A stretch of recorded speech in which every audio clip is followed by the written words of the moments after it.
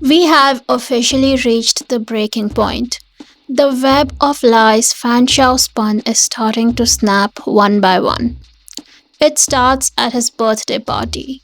His best friend Shi Liuhua throws him a lavish celebration, parading an army of hand-picked men and women in front of him. But Fan Xiao looks miserable. Why?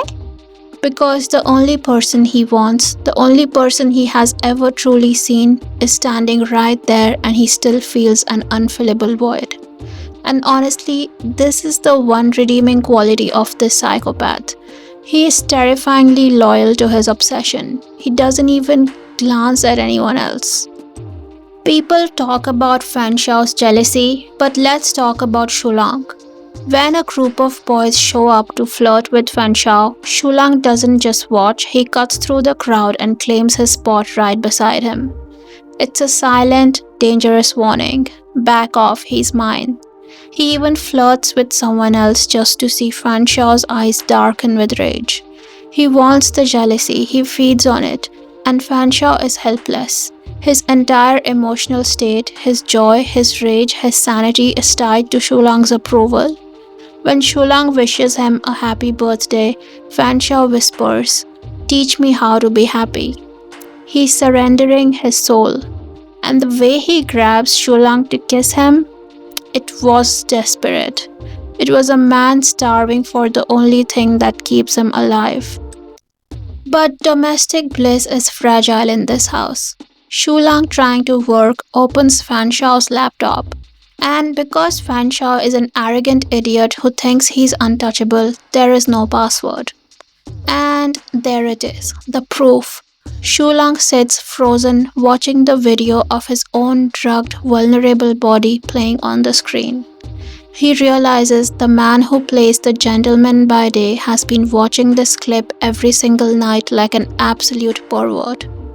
It's a gut punch, it's a violation. Fan Xiao walks in and instantly freezes. He knows the air has changed. He knows his carefully constructed mask just shattered. Fan Xiao tries to lie, claiming he found the clip by accident. But Shulang clocks him. You watched this 2 hours after it happened. You watched it every night.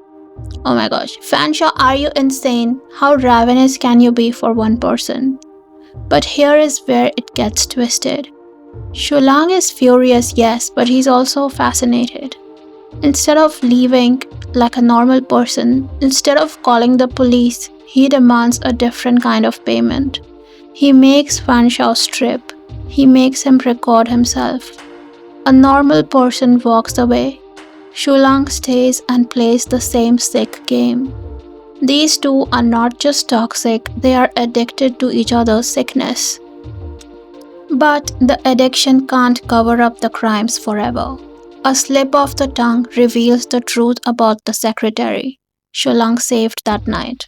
She wasn't a victim or anything, she was a hostess hired to play a role. The hero moment that started it all? It was a trap, a setup. Shulang hunts down the truth and it devastates him. He confronts them all. Shilua tries to take the fall, claiming he drugged Shulang out of hate. But Shulang is not listening anymore. The truth is incinerated. He looks at Fan Xiao, the man he promised to support, the man he gambled his heart on, and sees a stranger. He asks for a break and walks away. And for the first time, Fan Xiao is left standing alone in the ruins of his own making. Fan Xiao is spiraling. For the first time since his mother's death, he feels that crushing, suffocating emptiness. He visits Shulang's house every day, but Shulang is not there. He's avoiding him, and Fan Xiao feels helpless. He can't lie to himself anymore. He can't pretend his feelings are just a game to get Shulang into bed.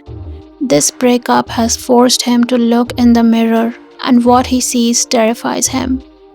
Shulang leaving him feels exactly like his mother dying in the tsunami. Abandonment, finality, death. But even in his grief, Fan Xiao's ego is a fortress. To save face in front of his best friend, he claims he's playing the long game. I'll make him fall for me harder and then dump him myself. We know it's a lie. He knows it's a lie. He's terrified of losing the only anchor he has left.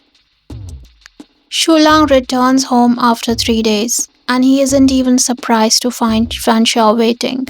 He knows this man won't let go easily. Fanshawe is still pleading innocence about the drugging scandal, begging Shulang to trust him.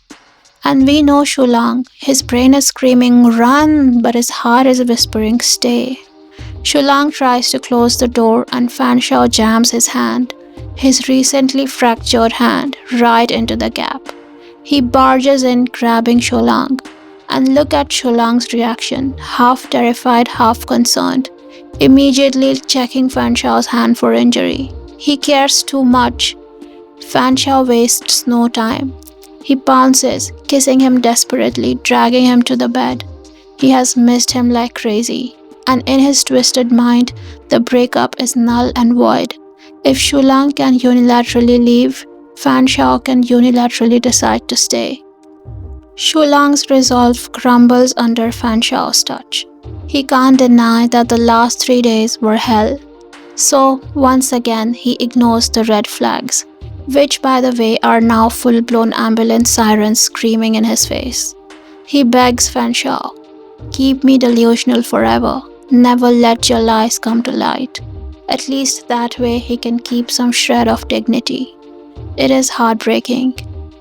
As they make love, you can see the war in Fanshawe's eyes.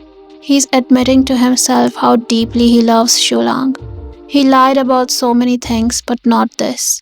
Not the way his soul is tethered to this man. Fanshawe knows Shulang misses his mother, so he builds a memorial for her in Thailand. It's a grand gesture. In Fanshawe's mind, it's an attempt to make amends, a desperate bid for forgiveness. He wants Shulang to see that he truly cares. But grand gestures can't fix a foundation built on quicksand.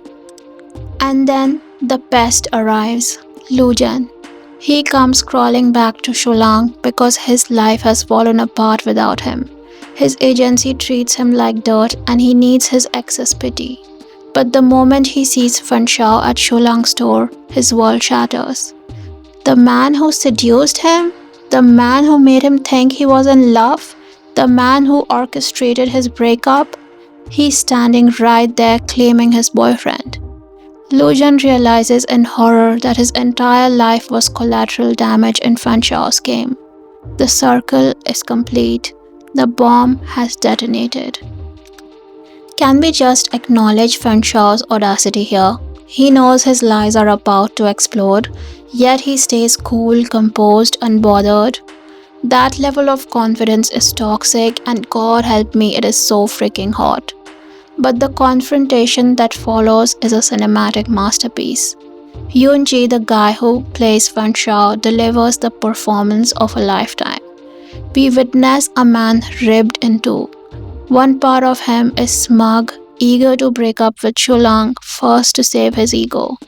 The other part is terrified, a terrified child screaming and crying for Shulang to stop him, to save him, to come back. The tsunami has made a home in his heart, and he's drowning in real time. Shulang can't deny it anymore. The evidence is staring him in the face. Fanshawe schemed his way into his life. Everything was a lie, and even though it rips his heart out, Shulang has to do the one thing he swore he wouldn't. He has to let go. And just like that, the illusion is shattered. Shulang has finally seen the monster behind the mask, and Fanshawe is left alone with his demons. But if you think this is the end, you don't know Fanshawe. The chase is not over, it's just getting started. Make sure you're subscribed with notifications on because the fallout from this breakup is going to be nuclear. I'll see you in the wreckage again. Bye, lovelies.